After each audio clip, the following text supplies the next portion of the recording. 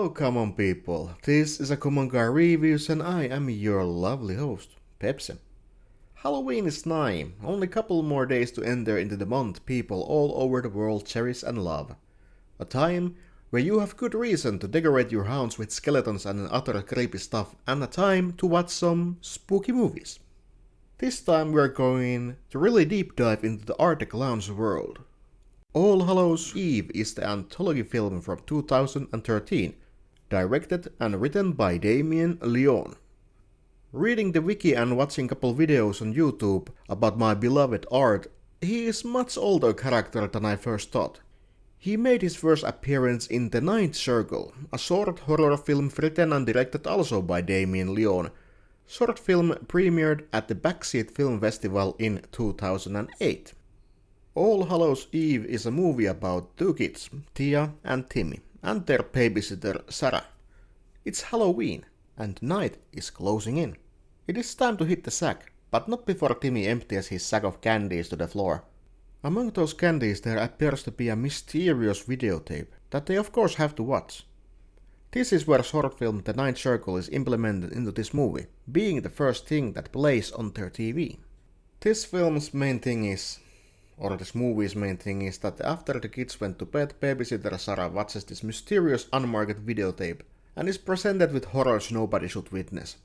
Tape shows different kind of stories, one more gruesome than the other.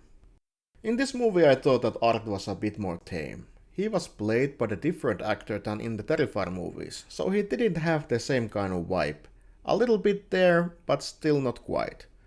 I especially loved Art's face in Terrifier, with all his expressions. In this movie he did faces, but they weren't so good as in the Terrifier, where Art was played by David Howard Thornton. Mike Giannelli did a good job, but I think that David knocked the role off. He made significant improvements, mainly because the makeup is better and his mouth is wider and he is able to do so many different faces while being the character that doesn't make a noise.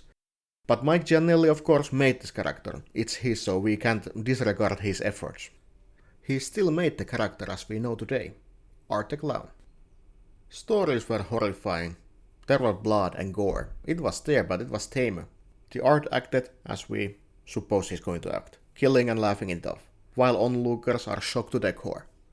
Almost all the scenes in this movie had a grainy 90s VHS filter on top of them, and you could kinda tell that it was just a filter on top of the film, but it didn't really bother me that much, because there was passion in play.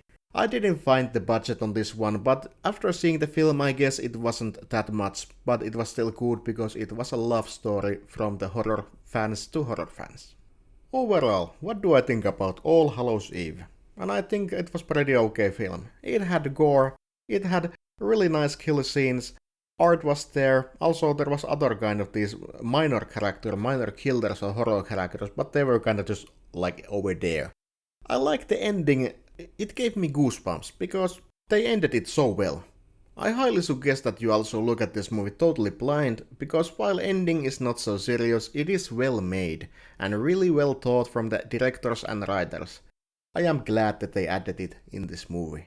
So, Halloween's almost here, and so I tell you this much. This year I am planning to increase my movie review output a bit.